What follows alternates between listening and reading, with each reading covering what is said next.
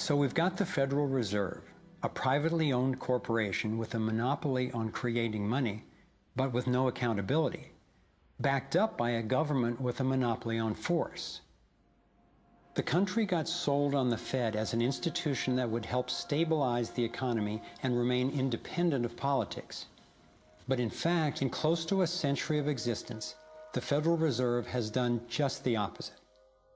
Since they took charge, we've been robbed through inflation, and the purchasing power of the dollar has declined more than 96%. And the wealth gap makes it clear most of the money is going to a very few.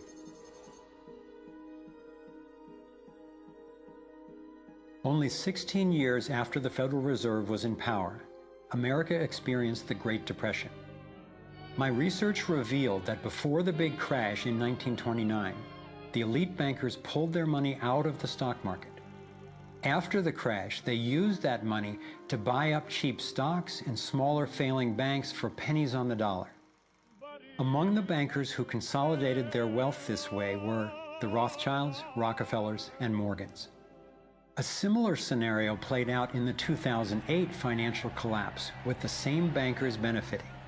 In the years leading up to the collapse, the biggest banks, including Bank of America, Citigroup, and Chase, controlled by the Rothschilds, Rockefellers, and Morgans, were bundling and trading bad loans that they knew would eventually fail. It's like putting rotten oranges in a box and selling them as grade AAA. The bundlers of the debt knew it was only a matter of time before someone would open that box and see that the content was worthless, since they were the ones who packed the boxes in the first place. When the rotten oranges, what we hear about as unsound loans, derivatives, and credit default swaps, were finally discovered, everyone was impacted. People lost their homes, their jobs, their businesses, and their retirements. Meanwhile, the biggest banks who created the problem in the first place were the ones who got bailed out.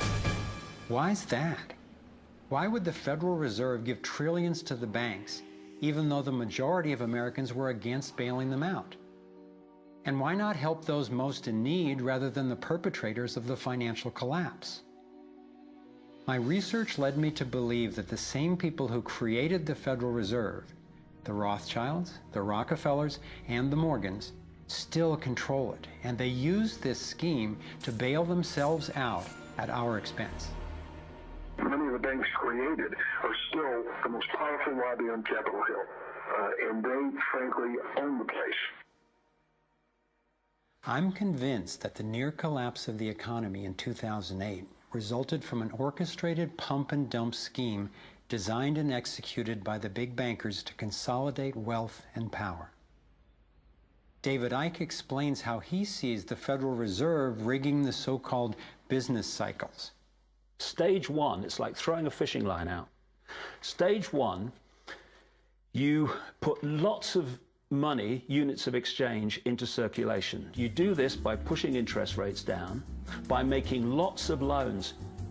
This is the part of the cycle we call a boom. Because there's lots of, you do this by pushing interest rates down, by making lots of loans. This is the part of the cycle we call a boom. Because there's lots of units of exchange in circulation, there's lots of money changing hands. That generates lots of economic activity. That generates jobs. And as more and more money is spent, there's more demand. So companies take out more loans of fresh air money to increase their production. People get confident in their everyday lives. Hey, you know, I work for this company. They've got lots of orders. It's really going great. My job's safe. I tell you what, we're going to have a bigger house. Then they start to change it. What they do is they pull the fishing line in. They push interest rates up. Now, fewer people, are taking out loans, and they make the criteria for having a loan from the bank stronger anyway. And also, now, as interest rates have gone up, a larger part of people's income is going to pay back the extra interest and not being circulated in buying things. Suddenly, there's nothing like as much money in circulation, and therefore fewer things are being bought. Companies start to go down in terms of their profits. They start to shed jobs, and they start to go out of business. People lose their jobs. They can't pay the mortgage anymore of the big house they took out in the good times.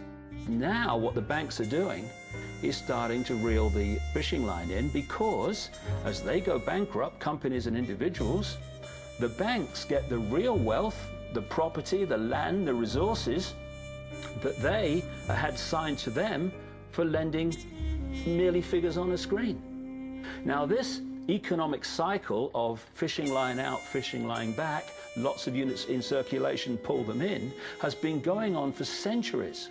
And what it's done, it's stolen and accumulated the real wealth of the world in the hands of the few,